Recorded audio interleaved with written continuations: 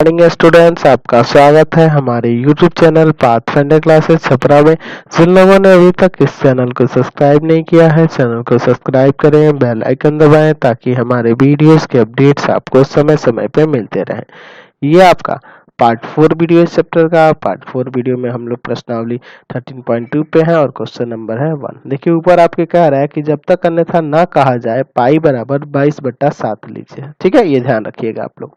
Question में कह रहा है कि एक ठोस एक अर्ध गोले पर खड़े एक शंकु के आकार का है। देख रहे हैं ना फिगर में।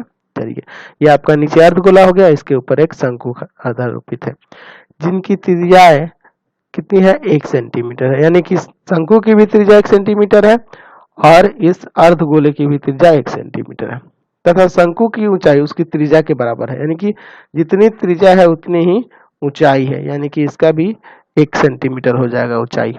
कह रहा है इस ठोस का आयतन पाई के पद में ज्ञात करना है। चलिए, तो देखिए ऐसा जो भी क्वेश्चन आएगा कि आयतन निकालने वाला जो भी क्वेश्चन आएगा, जितनी भी उसमें आकृतियां होंगी उनको जोड़ देने से आपका कुल आयतन निकल जाएगा। जैसे इसमें क्या करना होगा कि अर्धगोले के आयतन में शंकु का आयतन जोड़ देंगे तो आपका कुल आयतन यहाँ से प्राप्त हो जाएगा। तो सबसे पहले यहाँ लिखते हैं अर्धगोले की त्रिज्या।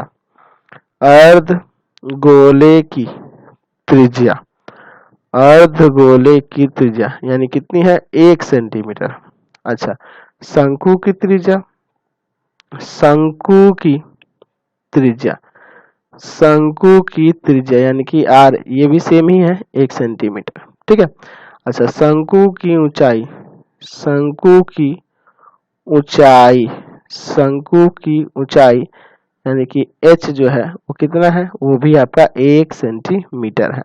यहाँ लिखेंगे ठोस का आयतन। तो ठोस का आयतन कैसे यहाँ निकालेंगे, तो यहाँ हो जाएगा अर्धगोले का आयतन, अर्धगोले का आयतन, अर्धगोले का आयतन प्लस में शंकु का आयतन, शंकु का आयतन, शंकु का आयतन। तो अर्धगोले का आयतन क्या होता है, 2/3 पाई आर क्यू और शंकु का आयतन होगा 1/3 पाई आर स्क्वायर एच।